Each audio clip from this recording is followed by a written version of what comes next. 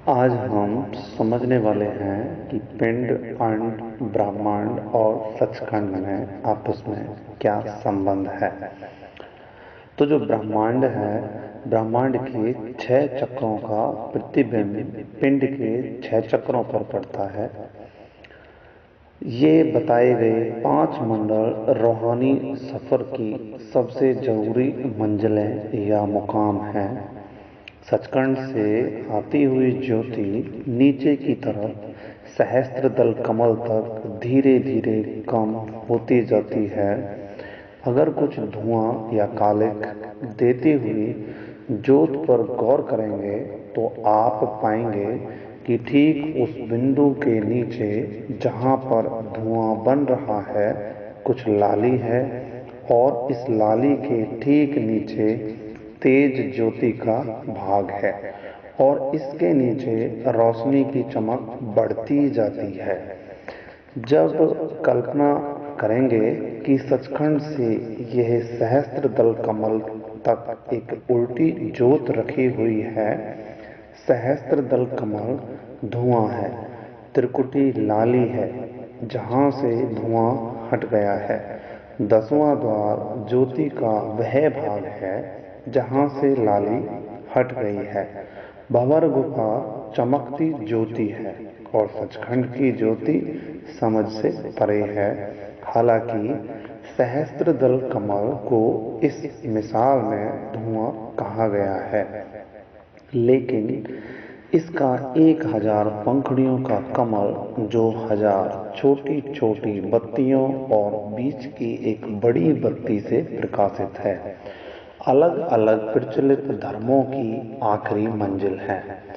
उम्मीद करते हैं कि आप इस मिसाल से समझ गए होंगे कि त्रिकुटी जिसमें लाल सूरज की रोशनी है क्यों 10वें द्वार के चमचमाते पूर्ण चंद्र की रोशनी के नीचे है। सचखंड की तरफ ज्योति बढ़ती जाती है और धुन लगातार सूक्ष्म और सुरीली व रसीली होती जाती है। अलग अलग मंडलों की शब्द धुनों की आवाजों को घंटे या फिर किंगरी या साजों की आवाज से मिलती जुलती बताया गया है, लेकिन असल में इसकी कोई तुलना है ही नहीं। ज्यादा से ज्यादा साफ साफ रूप में समझने के लिए इस जगत की जानी पहचानी चीजों से इसकी तुलना की जाती है। अज्ञात को ज्ञात के जरिए बयान किया जाता है। किंगरी वगैरह की आवाजें हम लोगों की जानकारी में इस दुनिया की सबसे ज्यादा मिलती जुलती धुनें हैं, जिनके जरिए अंदरूनी मंडलों पर सुनाई पड़ने वाली शब्द धुनों को समझा और समझाया जा सकता है। ये अलग अलग ज्योतियां और धुनें उन मंडलों की खास पहचान हैं और जो आत्मा और इन मंडलों से होकर गुजरती हैं। वह वहां के प्रकाश को जरूर देखेंगी और शब्द को जरूर सुनेंगी। शब्द धुन सचखंड से नीचे तक लगातार गूंज रही है, पर यह अलग अलग मंडलों में अलग अलग धुनें पैदा करती हैं। यह ठीक उसी तरह है जैसे अगर आप अपनी छड़ी से दीवार, काठ, पत्थर या फिर धातु के ऊपर चोट करें तो इससे अलग अलग आवाजें निकलेंगी। शब्द हमेशा हमारे अंदर है। शब्द के बगैर कोई जिंदा नहीं रह सकता। शब्द ही जीवन है। शब्द हमेशा हमारे अंदर धुनकारे देता रहता है और उसी तरह ज्योति भी हमेशा जलती रहती है। लेकिन हमें शब्द सुनाई क्यों नहीं देता, प्रकाश दिखाई क्यों नहीं देता? इसकी वजह यह है कि हमारा मन चंचल रहता है और हमारे ख्याल बाहर भटकते रहते हैं। कोई भी मनुष्य हिलते हुए जल में अपनी शक्ल नहीं देख सकता। जब पानी ठहर जाता है तो शक्ल दिखाई देती है, और अगर पानी गंदा है तो यह गदलाहट उसमें और ज़्यादा रुकावट पैदा करती है। इससे पहले कि तीसरे तिल में कुछ नजर आए, मन की निर्मलता और स्थिरता जरूरी है। अभ्यास में बैठने के समय मन से सभी विचारों और संकल्पों को बाहर फेंक देना चाहिए।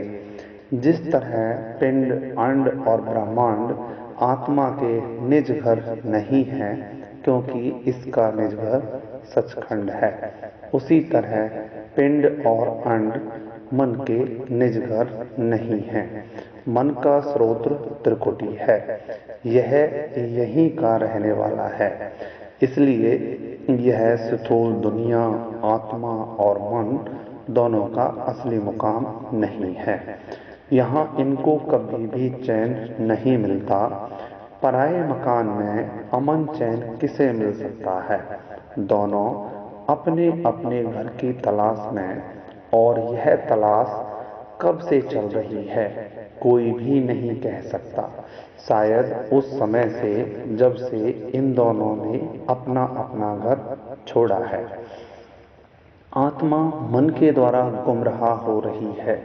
मन इंद्रियों के द्वारा और इंद्रियां विषय भोगों के द्वारा गुमराह हैं। विषय इंद्रियों को वश में रखते हैं और इंद्रियां मन को वश में रखती हैं और मन आत्मा को वश में रखता है। इस तरह यह क्रम उल्टा हो गया है। चाहिए तो यह था कि मन इंद्रियों को वश में रखे और आत्मा मन को। लेकिन ये बड़ी अजीब बात है कि आत्मा जो सचखंड की रहने वाली और सतनाम की राजकुमारी है, इंद्रियों की गुलाम बनकर बुरी तरह से भोगों में फंसी हुई है। अब हमें इस क्रम को उल्टा देना चाहिए। गुरु की मदद और रहनुमाई से हमें वापस अपने घर की तरफ लौटना चाहिए।